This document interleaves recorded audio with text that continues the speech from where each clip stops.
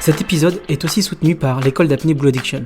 Elle est basée dans le sud de la France, à La Londe-les-Morts et Bornes-les-Mimosas. Depuis 2011, Blue Addictions propose des formations AIDA et FFESSM. Vous pouvez vous y former comme MEF1, passer votre RIFA ou encore faire votre AIDACA. Que vous soyez un club, un débutant curieux ou un apnéiste confirmé, Blue Addictions vous propose des stages variés, des masterclass avec des grands noms de l'apnée, des ateliers sur la compensation avec Federico Mano. Blue Addictions dispose de 2 semi-rigides équipés de potence amovible et de 2 centres pour vous recevoir avec confort. Blue Addictions, c'est aussi une équipe d'apnéistes compétiteurs au niveau international, avec la Blue Addictions Pro Team.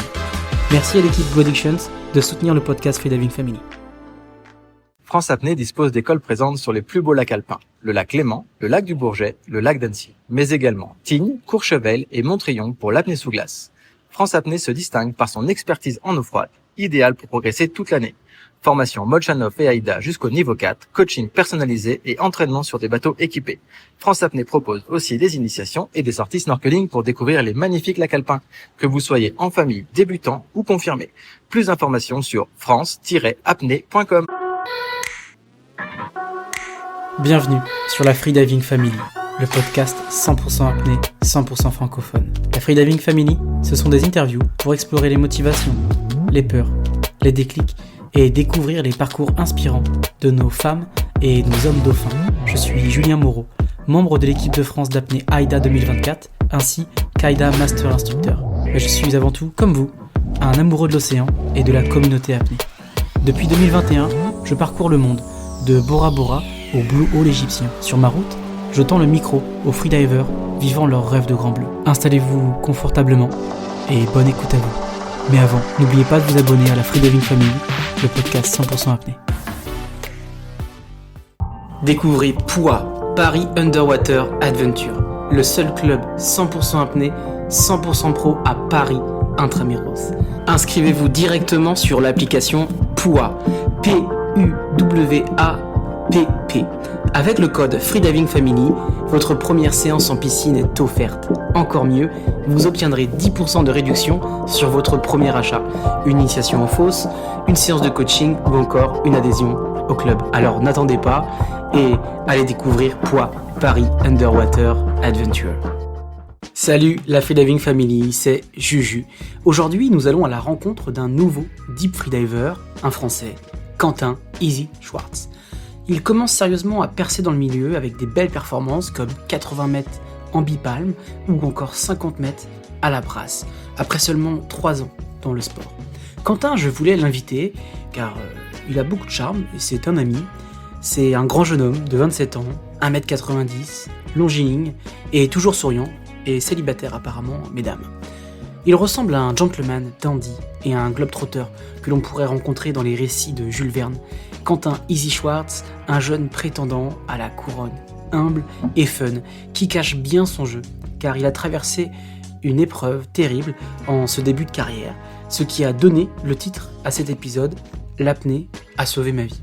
Alors découvrez pourquoi dans quelques minutes, mais avant, hop, vous vous abonnez au podcast, vous notez 5 étoiles la Freediving Family, et pour les riches, les fortunés ou les irresponsables financiers, devenez sponsor du podcast et devenez tipeur. Pour le moment, nous sommes que 9 pour 23 € collectés. On peut faire mieux. Aidez-moi à développer l'AFF. Allez, maintenant, laissons place à l'interview de Quentin Easy Schwartz. Salut Quentin. Hello Julien. Bon, content que tu sois présent et puis bienvenue sur la Freediving Family. Ouais, merci pour l'invitation et merci pour tout ce que tu fais, c'est vraiment cool. Ah, merci.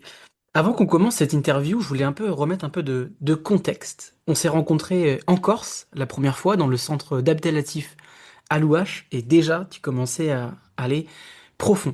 Ensuite, on s'est recroisés à Dahab en mer Rouge, là où tu t'entraînais. Je t'ai vu faire 70 mètres. Et puis dernièrement, tu es revenu à Dahab pour la compétition Dahab Open CIMAS. Je t'ai vu faire 75 mètres et après 80 mètres. Alors laisse-moi te dire que ta progression, elle m'impressionne, elle m'inspire, et elle me fait penser aussi à un autre freediver, elle me fait penser à Julien Boursault. Pour moi, vous êtes vraiment les 2 nouveaux Français qui commençaient à charbonner. Et j'ai le sentiment que tous les 2, vous serez les prochains Français à atteindre les 100 mètres de profondeur. Pendant qu'on était ensemble à Dahab, on a eu l'occasion de partager un sauna russe. Ouais. C'était plutôt drôle. On se fouettait à coups de feuilles d'eucalyptus, je crois bien. Ouais, il y avait d'autres gens, on n'était pas que tous les deux, Julien. On n'était pas que tous les deux. J'ai vrai que ça pourrait laisser un sous-entendu. Un sous-entendu.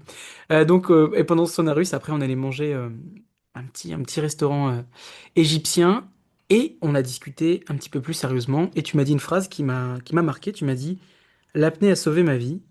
Et je voulais savoir qu'est-ce que tu entends par là, Quentin, et en quoi l'apnée t'a aidé à sauver ta vie.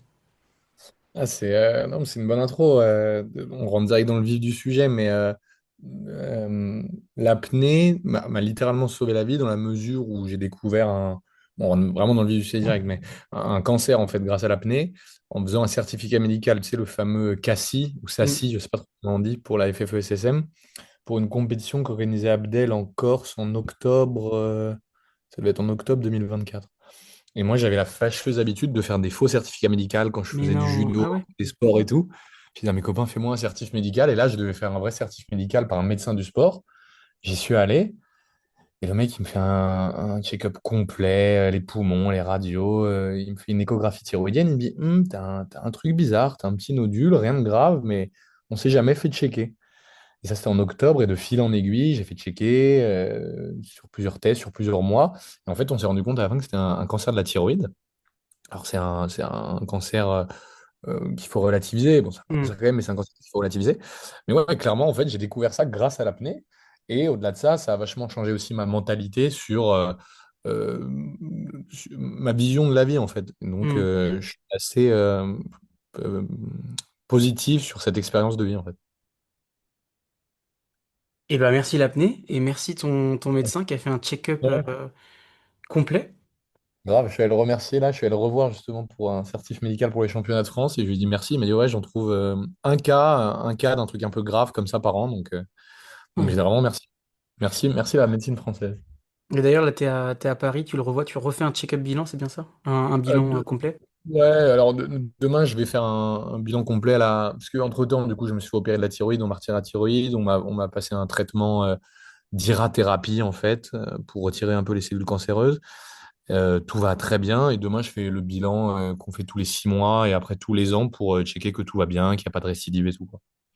Ok, Mais ouais. encore une fois, je ne veux pas qu'on plombe l'ambiance avec ça. C'est une expérience très positive et on va peut-être pouvoir en parler un peu plus après, mais c'est quelque chose vraiment où j'ai eu de la chance et d'autres n'ont pas autant de chance que moi en fait. Mm. Bah, quand tu m'avais dit ça, j'étais resté un peu sur le cul. Je me mais de quoi il parle? T'es si jeune. Enfin, t'as quel âge là? J'ai 27 ans. 27 ans, ouais. Tu vois, c'est rare de voir des jeunes de 27 ans qui disent bah, je viens de tuer un concert, là. Un cancer.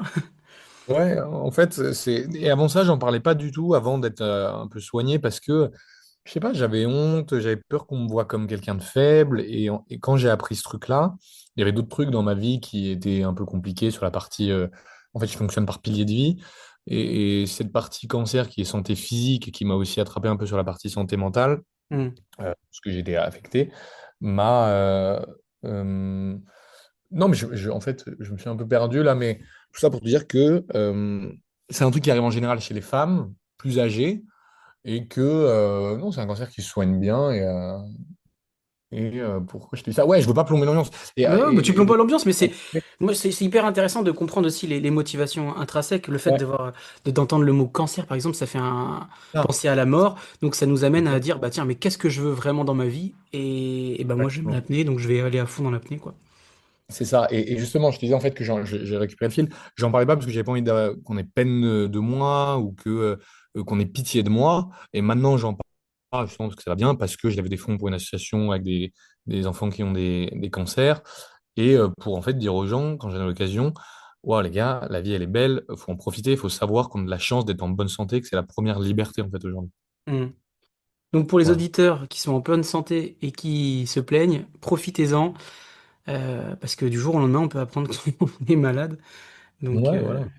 on Après, profite. on peut toujours se plaindre de trucs, mais ça remet un peu, ouais, ça remet un peu les pieds sur terre et ça permet de relativiser sur plein de trucs, en Bah, fait. je peux t'assurer que ça m'avait fait réfléchir après. J'étais là, waouh. Ok, je vais profiter et je vais prendre soin de mon corps. D'ailleurs, j'ai fait mes petites recherches sur le cancer, parce que c'est un sujet que je connais pas tellement, et j'ai découvert que la première cause en France, c'était le tabac.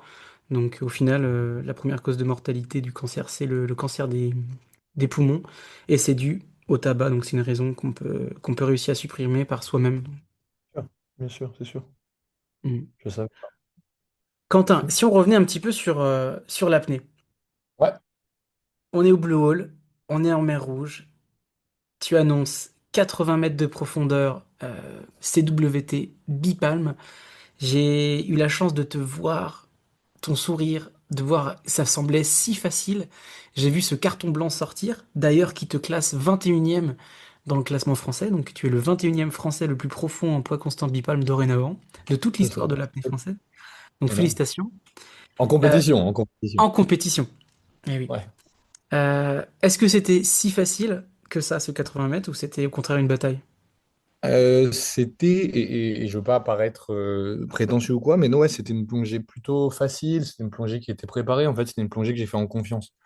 Et je suis pas quelqu'un qui va au casse-pipe, je suis quelqu'un qui fait des plongées en général en confiance, que je maîtrise. Et en fait, c'est bizarre à dire et j'ai pas beaucoup d'expérience et je veux apprendre la vie à personne ou quoi, mais je sais quand la plongée, quand je vais y aller ou quand je vais pas y aller.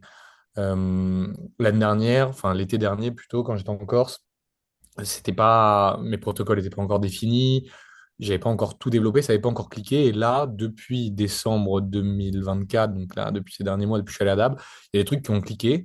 Et cette plongée à DAB, grâce aux gens qui m'accompagnent, grâce au travail que j'ai fait avec eux, je savais qu'elle allait tomber. Niveau hypoxie, elle était bien. Niveau relâchement, elle était bien. Et non, c'était une plongée qui était plutôt facile. Là, ça fait 3 semaines que j'ai pas plongé. Je te dis pas qu'elle sera facile en eau froide, parce que c'est le facteur qui m'impacte le plus, je pense. Hmm. Je peux pas le relancer direct, mais niveau mental, elle était bien. Niveau hypoxie, elle était bien. Et c'est marrant parce que, comment il s'appelle cet Italien que j'aime beaucoup, le mari de Kat. Tito Euh, Zappala? ouais, Tito m'a vu, et c'est un mec quand même qui est profond Bah, il fait et qui, 142 en variable. En variable. ouais, et il est trop cool et tout, et il a une expérience de fou. Il m'a dit un truc qui m'a fait plaisir, il m'a dit, mec, ouah, t'étais bien. Alors après, je sais pas comment il quantifie ça, je sais pas si c'était pour me mettre en Ah bah moi je t'ai confiance, mais vu, je peux te le dire, tu ouais, t'étais frais, c'était beau, t'étais présent, tu vois. ouais, c'était cool. Il m'a dit, t'as encore plusieurs mètres devant toi Hmm. avant d'être un peu sur tes zones rouges. Et je crois que je me suis jamais approché de ma zone hypoxique ou quoi, ce qui est plutôt cool en fait. Et ce fameux 80 mètres, Quentin, c'était un personnel best? C'était un personal best. J'avais fait une semaine avant 78,5 qui s'était bien passé. Et le 80 mètres, c'était en arrivant à Dab. Je me suis dit, voilà, j'aimerais bien faire les 80 mètres. Ça serait le plan optimiste en fait. Ok. Sur le Ouais. câble, je pouvais voir qu'il y avait une personnalité de Dab qui était présente, une personnalité de l'apnée. C'est Gus, Ah, je qui a créé l'école Touchdown, qui est une référence dans ouais. le milieu de l'apnée. Est-ce que c'est Gus qui te coach, qui t'accompagne? Est-ce que c'est lui qui t'a permis de faire ce step vers les 80 mètres? Je pense clairement qu'il m'a permis. Alors, il me coach pas, il m'a coaché en fait quand je suis venu à Dab là sur un mois. Je me suis dit, ok, je fais un mois avec Touchdown, j'en avais entendu le meilleur. J'avais bossé avant avec Hilaria, c'était la première fois que je faisais vraiment du coaching. Avant ça, Donc Hilaria, c'est Hilaria Bosi, Hilaria italienne Bozzi, et ouais. française, qui est basée à Dab. Ouais, qui est très forte aussi. On avait débloqué des trucs sur la compense. Désolé, avant ça, en fait, j'ai appris la compense avec Abdel et Chantal. J'ai bossé avec eux pendant 2 ans, c'était super. Et j'ai voulu aller voir aussi un peu ailleurs pour débloquer d'autres trucs par curiosité aussi. Hilaria m'a aidé à débloquer ça. Et Hilaria, après, m'a dit, va voir aussi Gus, va voir Touchdown. Tu vas voir, ça va être bien. Et là, on a encore plus débloqué les trucs. Et ce que j'ai Ok. vraiment appris avec Gus, au-delà que ce soit une personne que j'apprécie beaucoup parce qu'il a un caractère très déconneur, on peut croire qu'il n'est pas du tout sérieux et tout, mais en fait, c'est quelqu'un de très sensible et c'est un très très bon coach.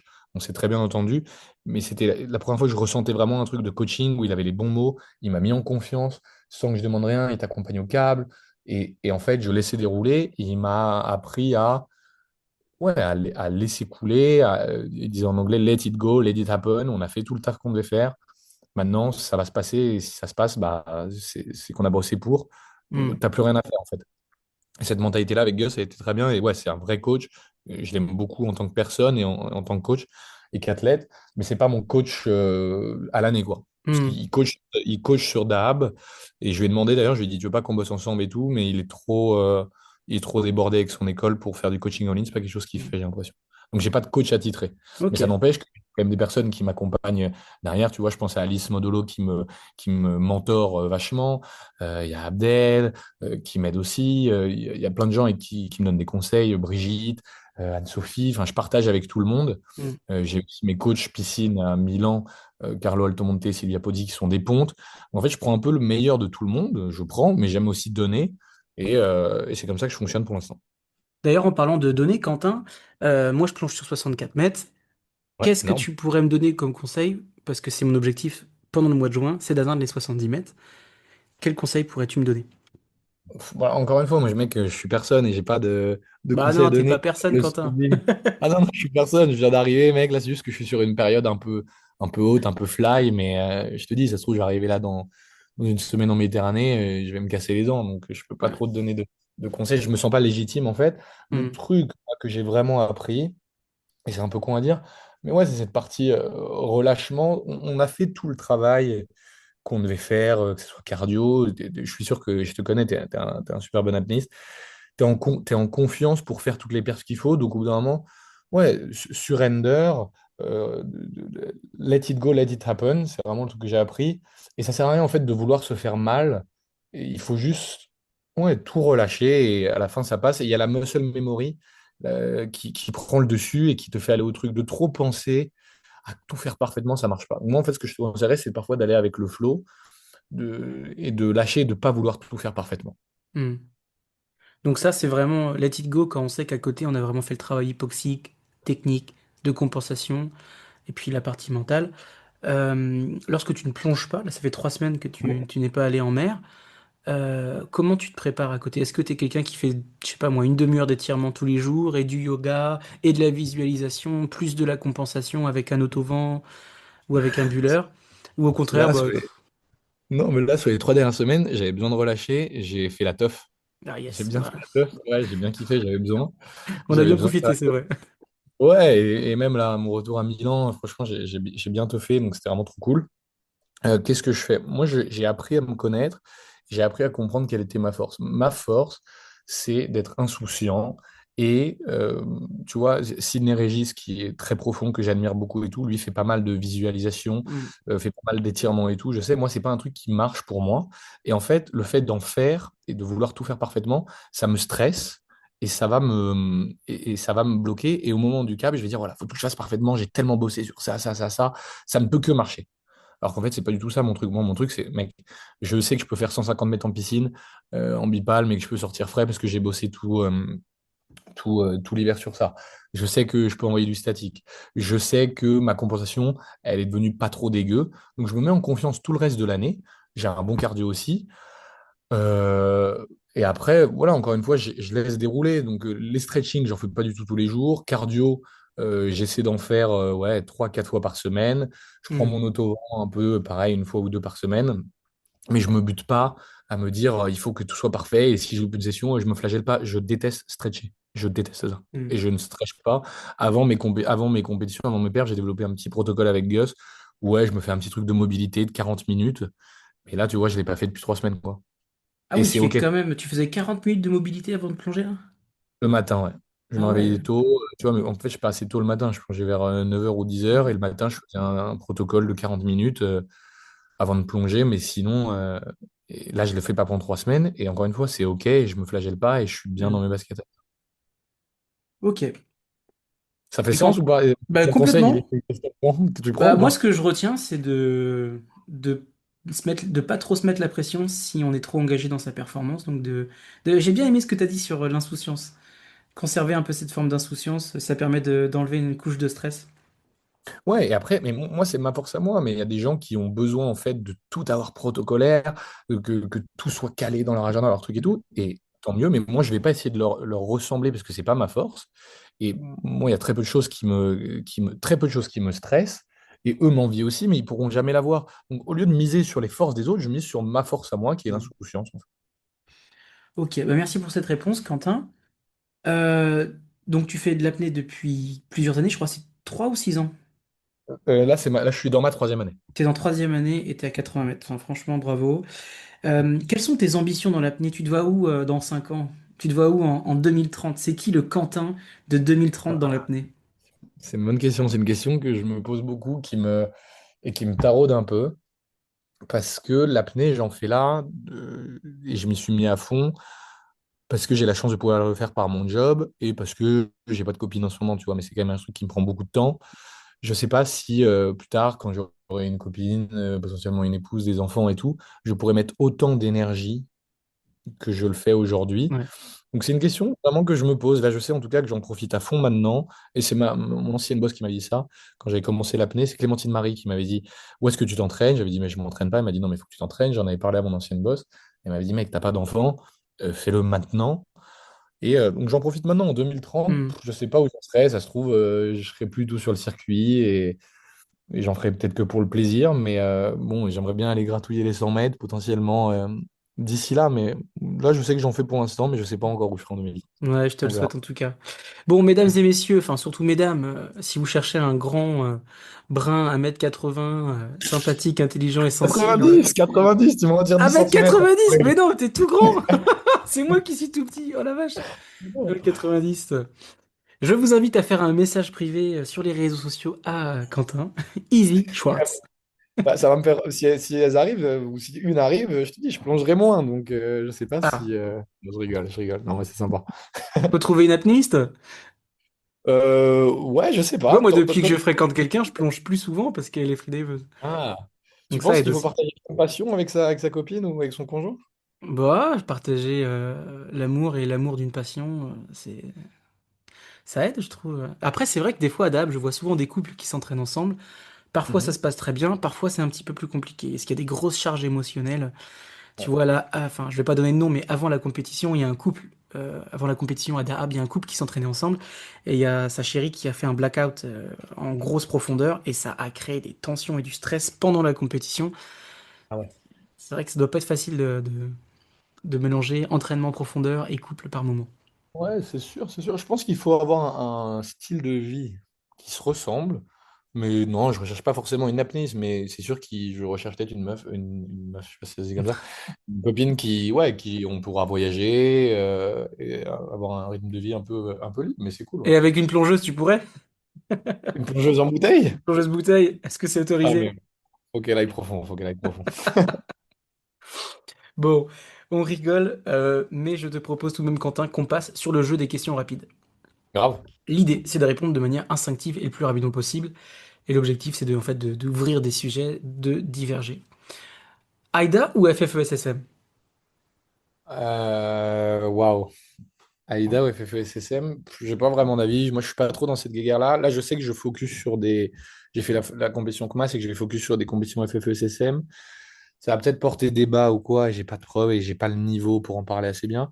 Mais je sais que la CMAS régule plus sur les sujets de doping. Et moi, c'est des sujets qui me touchent un peu. Donc, Hmm.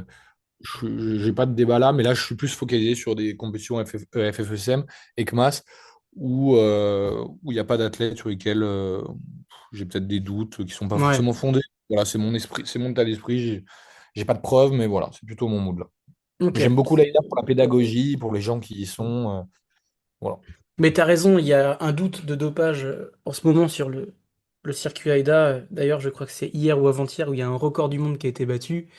Ouais, Et tu vois, ça, je le respecte pas du on se tout. posera toujours la question. Ouais, ouais, mais c'est un record du monde, tu vois, qui me. Qui me fait rien, moi. Bah ouais, moi que encore une fois, enfin je suis peut-être un enfoiré de dire ça ou quoi, mais c'est un record du monde, je sais pas que je respecte pas trop celui-là. Et encore une fois, Hmm. j'ai pas de preuve ou quoi, mais voilà, c'est quelque chose que j'admire moins.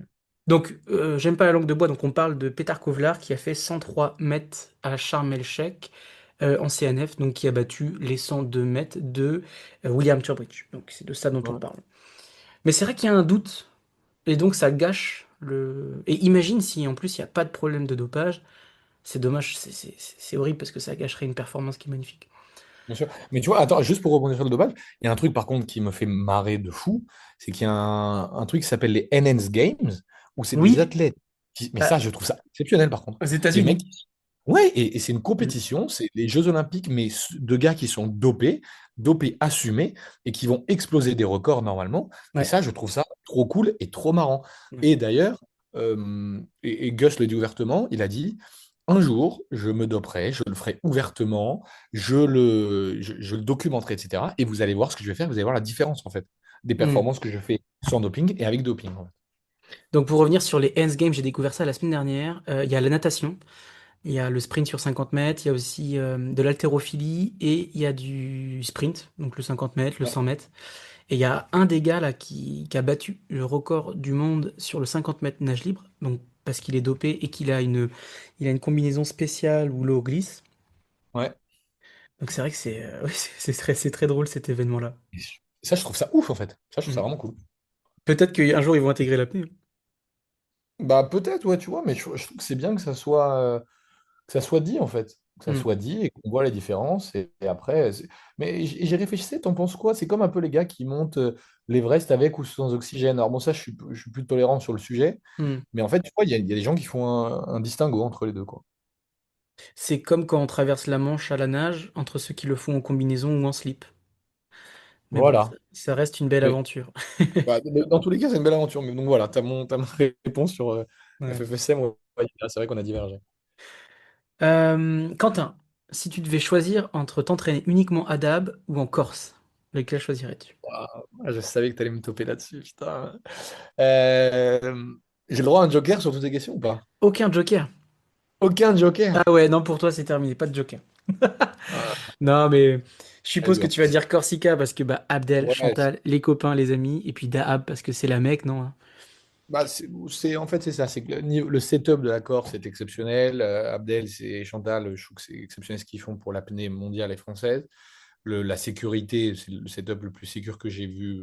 Et j'en ai pas vu beaucoup, mais c'est un setup très sécur. Dahab, j'aime beaucoup parce que c'est vachement international. Tu vas plonger le matin. Il y a une vraie énergie au Blue Hole, moi, que je Ouais. ressens et qui me plaît beaucoup. Il y a des Italiens qui sont trop marrants. L'après-midi, on va faire un sauna. Le soir, on va se marrer. Tu vas manger ton chicken. En fait, à Dahab, tu te fais pas chier et tu peux faire plein de trucs. En Corse, c'est plonger le matin et après, je bosse le reste de la journée. C'est moins vivant dans mon daily. Donc, mais j'aime beaucoup les deux. Donc là-dessus, bon, au final, je garderai peut-être la Corse, mais je trouve que Dahab est exceptionnel. Ok, merci pour cette réponse. Si tu devais faire un accident de plongée, est-ce que tu choisirais l'œdème pulmonaire ou l'accident de décompression? L'accident de décompression, c'est ce qui me fait le plus peur. J'ai aucune envie de faire ça. C'est ce qui me stresse le plus. J'ai même tendance, c'est peut-être con, à ralentir sur mes 20 derniers mètres de plongée parce que c'est ce qui me fait très peur. Et je pack pas. Hmm. Ouais, ça, je veux pas faire. Le pack est en lien avec l'ADD? Ouais, ils disent ça. Et David Mellor, hein, et je balance pas quand je donne des noms comme ça. David J'en Miller, donc parle. c'est l'Américain qui est mort. Non, non, il est pas mort. C'est l'Anglais de 60 ans qui va à 100 mètres. Tu sais, le mec un peu beau gosse et tout, Attends, qui mais je s'entraîne à confonds nage. avec qui? David Mellor, un très bon qui était en Dominique. Tu vois très bien qui c'est. Ah ouais? Il fait pas 60 ans, mais il a 60 ans et tape sur Internet maintenant, tu vas voir qui c'est. David Mellor. Ok. David Mellor, apnée. Tu vois qui c'est. Et bref, il a fait un ADD en Dominique et il en parle ouvertement dans un podcast Ok. et tout. Et c'est un mec qui va à 100 mètres, il a fait l'ADD sur 80 mètres, le DCS, et il dit que c'est parce qu'il paquait normalement, et du coup, moi, je ne pack pas. Et en plus, j'ai un petit souffle au cœur qui n'est Hmm. pas indiqué pour l'apnée et tout. Mais du coup, je veux pas paquer, et c'est le truc qui me fait le plus peur, vraiment. Et je te dis, j'ai tendance à ralentir sur mes derniers mètres, à la remonter. Ok. Donc la peur de l'ADD plus que de l'œdème pulmonaire. Ouais. Moi j'avais compris que c'était surtout le paquet qui pouvait augmenter l'œdème pulmonaire parce qu'on faisait capacité pulmonaire totale, plus carpe, plus ensuite on part en profondeur, on a le blood shift et ça se gorge de sang et donc si on n'expire pas dans les derniers mètres, on peut casser la barrière alvéolaire. Mais je savais pas que c'était en lien aussi avec l'ADD donc je vais me renseigner Ah, sur ça. peut-être que je dis une connerie, mais en tout cas, il y a plusieurs personnes qui ont dit ça. Mais je crois qu'ils ont développé un protocole, là, Truebridge, avec d'autres personnes, ont développé un Mhm. protocole.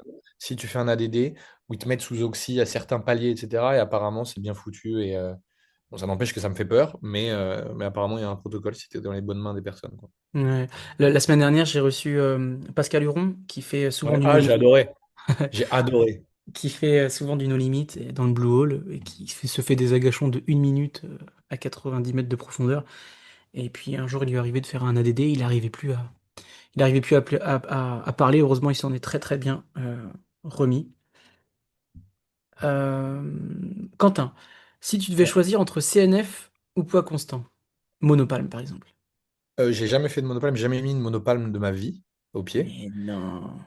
Ouais, donc je te dirais CNF. Par contre, ma discipline, c'est le bipalme. Mais là récemment, à Dab, j'ai découvert le CNF vraiment et j'ai trouvé que c'était exceptionnel. J'ai trop kiffé. La plongée, pareil, était plutôt cool.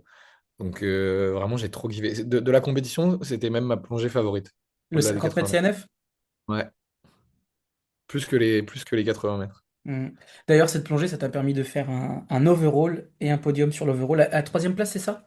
Ouais, troisième place avec des mecs profonds. Et au début, c'était pas parti comme ça, parce qu'il y avait des Non. gars profonds, hein. Ah, il y a Michele Huchen, l'Italien, là, qui faisait 90, Ouais. 90, David de T'avais David l'Angleterre. Phillips, le mec d'Ibiza, très sympa, Salfish Freediving. Et t'avais aussi, comment il s'appelle? Martino, un Italien, pareil, qui envoie grave et qui, lui, s'est planté parce qu'il a oublié Oui, de checker. ouais. Le troisième jour, du coup, il a loupé une compétition.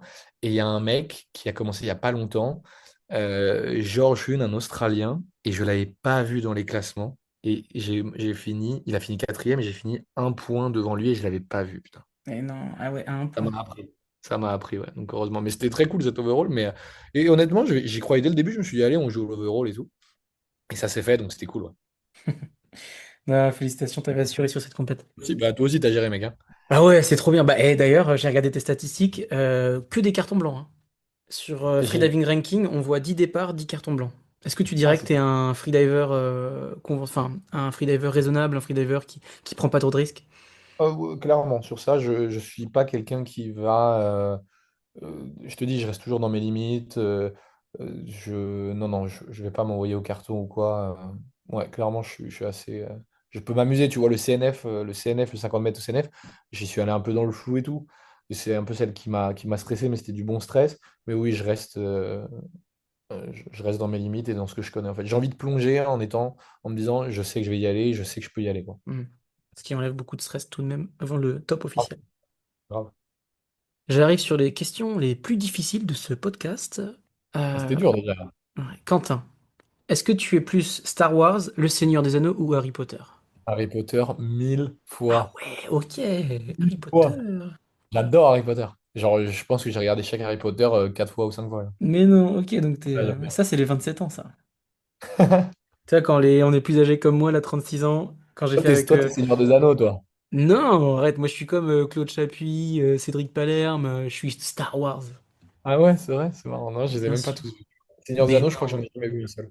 T'es sérieux? Ouais, je te jure. Ça va pas du tout, faut remédier à ça, hein. Quentin, aimer ou être aimé? L'année dernière, je t'aurais dit être aimé, mais là, c'est bon, je suis en paix avec moi et je te dirais aimer. Hypercapnie ou hypoxie? Euh, c'est dur. Je supporte très mal l'hypercapnie, enfin, j'ai des contractions rapidement. Et l'hypercapnie, je sais pas ce que je t'ai dit. Et l'hypoxie, encore une fois, j'ai pas trop touché ma zone hypoxique pour l'instant. Donc, je te dirais hypoxique. Hypoxique. Colère ou paresse? Je préfère la colère ou je préfère la paresse? Ouais, si tu devais choisir un des défauts. Ah, colère. Je suis quelqu'un de Colère? très impulsif. Ouais, je suis Ah quelqu'un ouais? de très impulsif. Je suis calme et tout, mais je suis impulsif et j'aime pas du tout la contrariété. Donc, je prendrais plutôt la colère. Ok, bah dis donc, je m'attendais pas à cette réponse. Ouais. Vérité blessante ou mensonge apaisant? Hmm, putain, c'est vrai que c'est dur. Vérité blessante ou mensonge apaisant? Vérité blessante pour progresser et être dans l'histoire de progresser, ouais. Croyant ou athée? Euh, je crois pas en Dieu, je suis baptisé, je suis catholique, machin, je crois pas en Dieu particulièrement, mais je crois aux forces. J'ai des croyances. J'ai des croyances, si tu fais des bonnes choses, il t'arrive des bonnes choses, mais pas en un Dieu ou une religion particulière. Hmm. Tu crois en la force alors? Ouais, je crois en la force, Et t'as je jamais crois regardé vraiment. Star Wars? Ça va pas du tout là. Je vais regarder, je vais regarder. Quentin, eau pétillante ou vodka? Ah, purée, non, eau pétillante. Je T'es bois pas sûr? d'alcool. Ouais, oui, mais Est-ce que c'est ça bon, t'est tu m'as déjà tenu. arrivé dans certains moments de boire de la vodka? Ouais, quand je bois que de la vodka, c'est vrai, ou un peu de tequila, mais c'est vrai que j'aime bien l'eau pétillante, mais oui, oui, je sais sur quoi tu vas aller là. T'es vilain. Je suis bilingue, ouais. Tout à l'heure, on discutait sur WhatsApp avant de commencer cette interview et tu m'as raconté une anecdote qui était super drôle parce que tu l'as commencé avec ce terme qui m'a fait vraiment sourire. J'étais dans un repas mondain. Alors, j'étais en train de me Ouais, bon. dire, mais repas mondain au 21e siècle, qu'est-ce que ça veut dire? Ah, c'est drôle. Mais en fait, un repas mondain, non, j'étais pas dans un repas mondain. Moi, j'habite, je suis de Paris initialement, j'habite en Italie. Et tout le monde me dit, mais pourquoi tu as déménagé en Italie? Avec ton job, tu peux te mettre où tu veux et tout. Non, moi, j'ai besoin d'être quand même dans une ville active avec des gens. J'ai besoin, en fait, de voir des routes, de voir des voitures, de voir des jolies filles dans la rue qui sont bien habillées. C'est pour ça que j'aime bien, en fait, cette partie-là un peu mondaine. Et j'étais dans un repas à Paris, un dîner un peu branché, avec un peu des mannequins, des DJ, des trucs comme ça. Et je venais de commencer l'apnée. C'était ma première année, je venais de faire une compétition aux Açores, une petite compétition, j'avais fait 55 mètres. J'étais arrivé deuxième à l'overall. Il y avait un photographe qui avait pris des super photos de moi. Et j'avais posté des photos sur Instagram. Et à ce dîner-là, il y avait des gars des gars et des filles qui me posaient des questions. Ah, c'est ouf l'apnée, qui me posaient toutes les questions et tout. Et moi, je volais un peu, tu vois, pareil, j'étais content. Toujours en restant humble et pas en étant exubérant, mais j'étais content. Je parle d'apnée, ça parle d'apnée, ça parle d'apnée. Et puis, à la fin du dîner, il y a un mec qui vient me voir devant tout le monde. Il me dit, «Ouais, Quentin.» Et en fait, pardon, excuse-moi, ce que je voulais te dire, c'est que moi, je bois pas d'alcool la journée. Je vais pas boire de vin pour le plaisir ou de bière pour le plaisir. Mais là, je m'étais un peu chargé à la vodka. Et quand j'y vais, je bois pas mal. Et je me fais le dîner à la vodka et tout. Et il vient me voir, le gars. Il me dit, «Ah, concours d'apnée et tout.» Alors, ils font couler l'eau dans le robinet. J'étais avec mon ex-copine Dans qui me la fusille cuisine, c'est ça? dans la cuisine, ouais, dans la cuisine Ouais. ouverte. Avec, je sais pas, il y avait 40 personnes. Il y avait mon ex-copine qui était là, qui me disait, «Quentin, n'y va pas, tu vas te viander là.» Je lui disais, pas du tout, bien sûr que j'y vais et tout.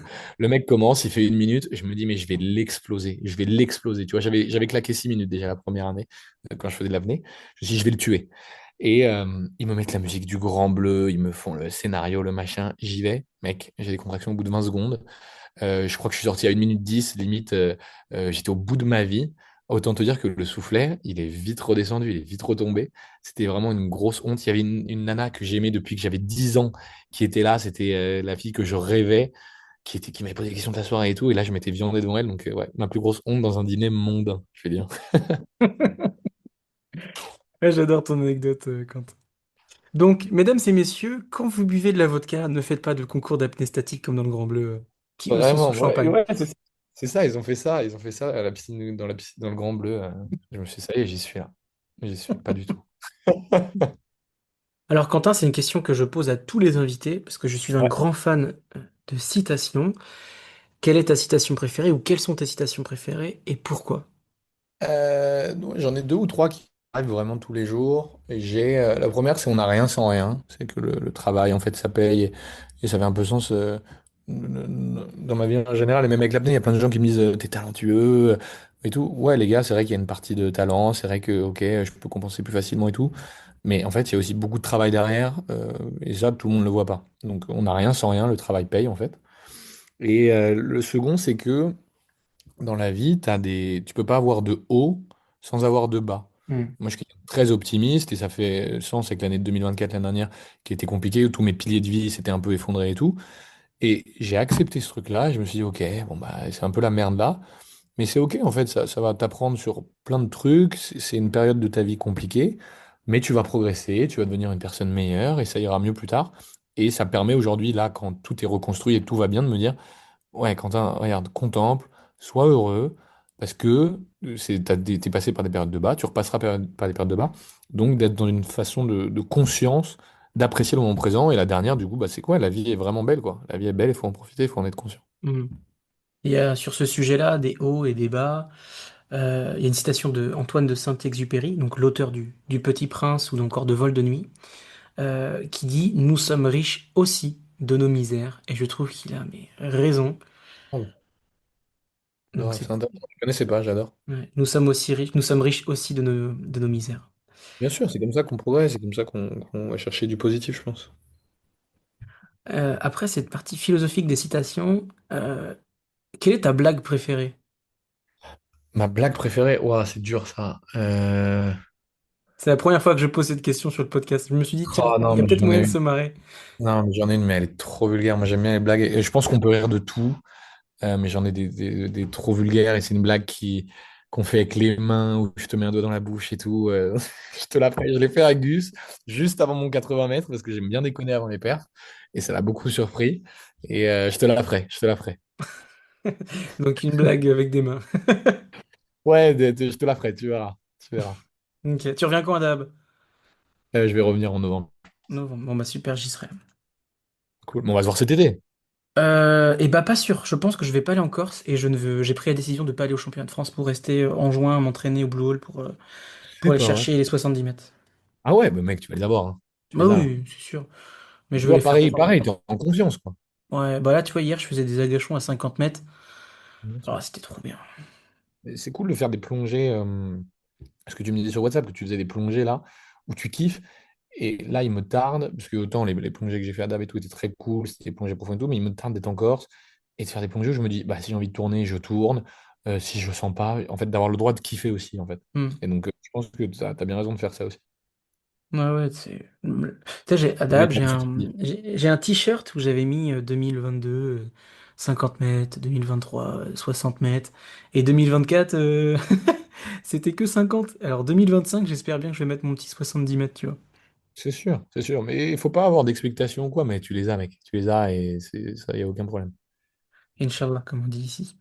Inch'Allah, bien sûr. Il y a de la bine. La bine. Quentin, question Ouais, loufoque, qui n'est pas grave. une question si loufoque, c'est plus une question de projection. Si demain tu gagnais 100 millions d'euros, qu'est-ce que tu Mhm. ferais? Est-ce que c'est un lien avec l'apnée? C'est une bonne question. Qu'est-ce que je ferais avec 100 millions d'euros?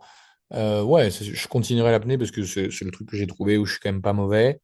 Euh, je ferais plein de trucs. Je donnerais de l'argent à des associations, j'aiderais ma famille, je m'achèterais des maisons, je me ferais kiffer. Mais oui, c'est sûr que je continuerai l'apnée et je pousserai le truc. Et peut-être que je ferai de l'apnée de façon professionnelle, oui, c'est ça. Hmm. Et toi? Moi, si j'avais 100 millions, je créerais la première. Je monterais l'équipe d'apnée africaine. Je prendrais tous les pays d'Afrique et je Ah ferais ouais? des équipes nationales d'apnée. Euh, je les emmènerais aux championnats du monde AIDA et CIMAS et je me battrais pour que l'apnée rentre au JO. Ah ouais, mais c'est trop bien, mec. C'est Ouais, loufoque. un délire comme ça. Ouais. Grave. Si tu 100 pouvais millions voyager pour. dans le temps, Ouais. où irais-tu et à quelle époque? J'irais j'irais rencontrer Jésus-Christ, voir un miracle ou voir le chemin de croix ou un truc comme ça, parce que même si je suis pas croyant, il a existé. Euh, ouais, c'est une personne qui, mec, 2000 ans après, on parle encore de lui. Donc, soit c'était un gourou exceptionnel et c'est fou, soit il a vraiment fait des miracles et c'est fou. Bah ouais, c'est marrant que tu dis ça parce que pour moi, Jésus, pour moi, il n'a pas existé. C'est complètement. Ça Ah me non, parle mais. absolument Ah pas. ouais? Ah Mais non, absolument pas. je crois que vraiment, il y a des preuves historiques, etc., qu'il a existé. On ne sait pas si Dieu existe ou quoi. J'espère que tu n'as pas trop de croyances sur ta chaîne, parce qu'après, je sais pas, pas que ça fasse polémique ou quoi. Oh non, Mais mais après, il n'y a pas de polémique là. Pour moi, Jésus a existé, ça a été un personnage Ouais. historique, comme Jules César a existé, genre. Oui. Jules César, j'y crois, tu vois. Après, non, c'est que Jésus, je sais pas, c'est tellement réutilisé à toutes les sauces, partout par les religions. C'est sûr. Ça me fait T'irais où, que toi? Tu c'est ferais plus. quoi? Moi, j'irais où? Ouais, tu ferais quoi? Oh, moi, je peux pas en parler. Bah, arrête! Moi, j'irais sauver mon papa. Mais, Ah ouais? Ok, mince. ouais. Désolé. Et, et voilà, ouais, ouais. Mais non, la religion, ouais, la religion, je respecte, mais c'est quelque chose qui me fait peur, tu vois, plutôt. Ok. Ouais. D'ailleurs, en parlant d'inspiration, parce que les religions, Ouais. ça inspire les gens à devenir une meilleure personne, qui aujourd'hui, dans l'apnée, t'inspire? Les gens qui m'inspirent, ouais, il y en a beaucoup. Il y en a beaucoup. Alice Modolo m'inspire beaucoup, de par son énergie, de par son mental, de par son caractère. Vraiment, je trouve qu'elle est hyper inspirante. Abdel et Chantal, parce que je pense que les deux vont ensemble. L'un va pas sans l'autre. Ils sont hyper inspirants pour ce qu'ils font. Brigitte m'a beaucoup inspiré par son histoire. Euh, Non, c'est des gens que j'ai proches de moi et ouais, qui m'inspirent pas mal, ça. Mm. Alice Modolo, pour les gens qui nous écoutent, c'est la première femme française à avoir atteint les 100 mètres. Et la semaine dernière, il y a eu un nouveau record de France qui a été établi par, donc je dirais plutôt la française russe Mariana Gispelli. Donc c'est Attends, vrai parce que... elle l'a pas fait sous gilet psy, hein, elle l'a fait sous un nom, je crois. On va trouver. Ah ouais? Bah, je En crois, tout ouais. cas, c'est le nouveau record de France. Ouais, 103, je crois. 103 exactement, ouais. Donc j'espère, et la première chose que j'ai pensé, c'est j'espère vraiment que Alice va le reprendre très rapidement. Ah ouais, on prend parti comme ça ici, hein? Non, mais moi, voilà, je suis proche d'Alice aussi. Je suis dans l'équipe Alice Modolo, c'est tout. Ouais, ouais, moi aussi. Alice, c'est notre grande championne française, je pense. D'ailleurs, j'espère qu'elle viendra bientôt sur la Free Diving Family. Grave. Quentin, est-ce qu'il y a une question que je ne t'ai pas posée, que tu aurais aimé que je te pose, ou quelque chose, un sujet que tu as vraiment envie d'aborder sur le podcast dont tu n'as pas encore parlé? Hmm.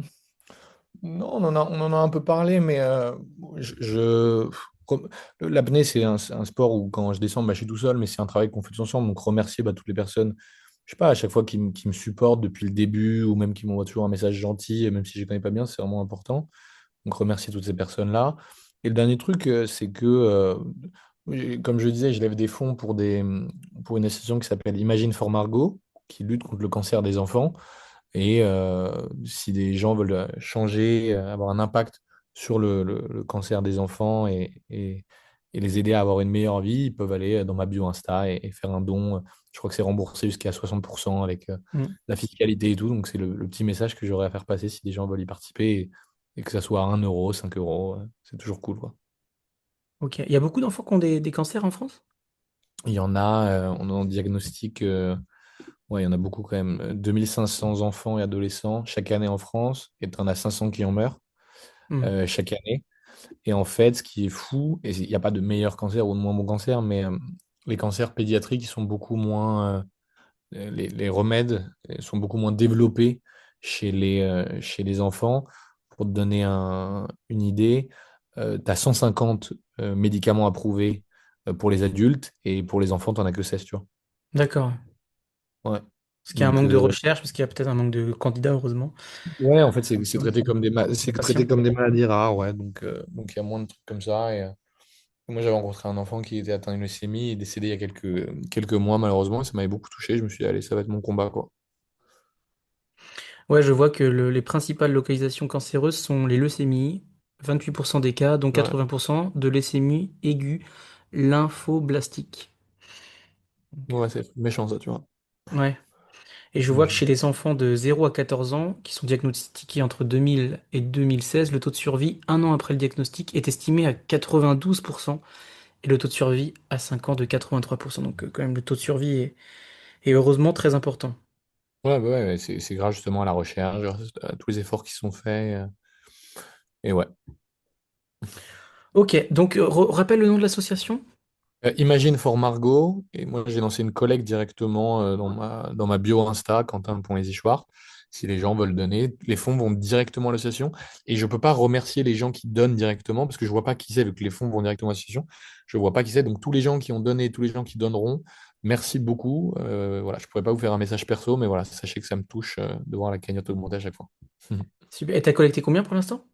J'ai fait 2385 Non, euros. félicitations, c'est super. Ah, c'est cool, merci. C'est cool. Et bah Quentin, merci énormément pour ton temps et puis je te laisse le mot de la fin. Merci. Non, le mot de la fin, non, encore une fois, merci pour ce que tu fais, c'est vraiment cool. Et bah, le mot de la fin, c'est ouais, que les gens prennent soin d'eux et qu'ils profitent de la vie, que la vie est belle, quoi. Merci, Julien.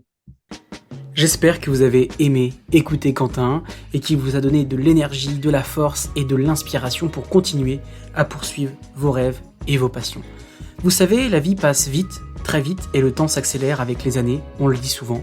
Alors parlons de manière pragmatique et de façon statistique. En France, les hommes meurent en moyenne à 79 ans et les femmes décèdent à 85 ans. Donc si je fais le calcul, j'ai 36 ans, il me resterait 43 ans de vie. Et en pleine santé, on peut encore dire peut-être 30 à 35 ans. Alors attention, ne perdons pas de temps pour réaliser nos rêves et pour défendre nos convictions. Tic-tac, tic-tac, le temps passe, agissons maintenant. Il y a une autre étude qui est très intéressante, qui relève les regrets les plus fréquents avant de décéder. Il y a avoir trop vécu en fonction de ce qu'on attendait de soi et pas assez en fonction de ses aspirations. Il y a aussi avoir trop travaillé et ne pas avoir consacré davantage de temps à ses proches. Ne pas avoir eu le courage d'exprimer ce que l'on ressentait. N'ayons pas peur de dire aux gens qu'on les aime. N'ayons pas peur de dire aux gros cons quand ils sont vraiment pas sympas. De plus, ne pas avoir gardé contact avec ses amis, c'est un des regrets avant de mourir. Donc Facebook, Instagram, email, organiser des pancake parties, des soirées, mais garder contact avec vos amis. Et puis un des derniers regrets, c'est ne pas avoir vécu davantage dans le moment présent. Dans l'article que je lis sur ces regrets, il y a une psychologue qui s'appelle Marie-Ève Coton qui dit « Ce ne sont pas nos échecs et nos humiliations qu'on regrette, ce sont nos rêves et nos sentiments morts dans l'œuf. » Donc voilà, n'ayons pas peur de vivre fort, n'ayons pas peur de vivre en fonction de ce que l'on veut, consacrons du temps aux gens que nous aimons, gardons du lien avec nos proches, quand on aime quelqu'un, on le dit, vivons maintenant dans le présent, et puis on emmerde un peu la peur du futur et les angoisses silencieuses qui tuent le bonheur au quotidien. On emmerde aussi très fortement la peur du jugement et de la critique, comme en apnée. Bref, vivons maintenant, dans le présent. Voilà, ça sera les mots de la fin. Vivons fort, vivons maintenant pour nos rêves, vivons pour les gens que l'on aime, car demain peut-être ne sera pas. Et si vous êtes border dans votre santé mentale, contactez le 3114. Amour, paix et CO2.